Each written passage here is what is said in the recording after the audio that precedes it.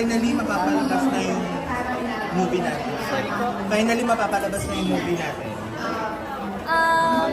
Excited na kinakabahan. Excited kami para sa, syempre, para mapanood na rin ng mga supporters namin and ng lahat yung pinaghirapan namin para sa kanila. And as we've said nga po kanina, we did this with love and passion. So,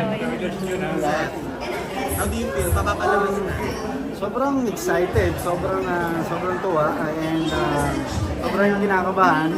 Pero yung kaba na yun, healthy naman siya. Kumbaga, motivation. kaming dalawa yung parang, excited talaga kami. And yung family namin, friends namin, mga tao sa paligid namin, sobrang excited din. So, let's go!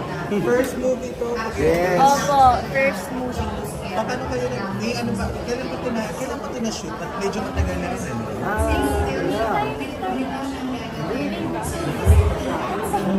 Matagal na siya. Siguro mga Pero, 1 month na rin.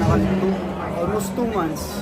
Hindi na namin siya natapos. So, naano lang sa mga schedule kasi nga Daming nahihirapan sila. Okay, Thank you po.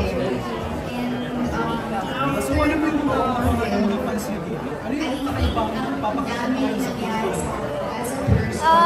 Para po sa amin, dito po sa movie namin na My Future You, hindi na siya yung pa-sweet lang po talaga. Yun nga po sabi namin kanina. Hindi kami nag-focus sa kung ano lang yung kilig na meron kami.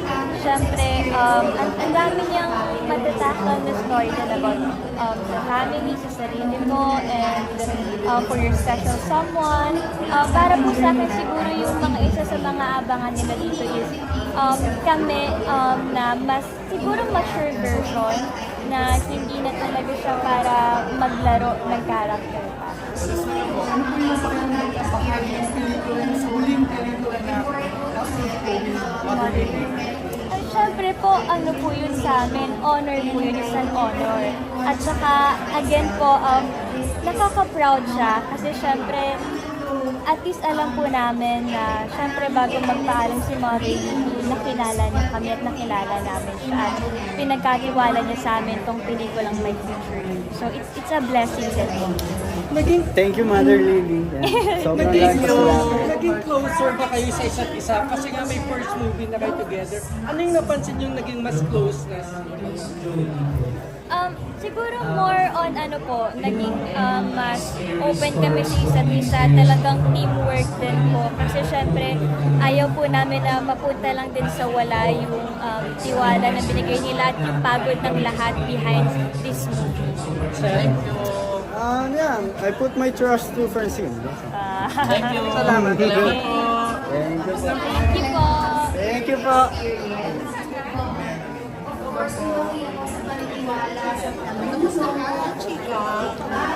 Wala.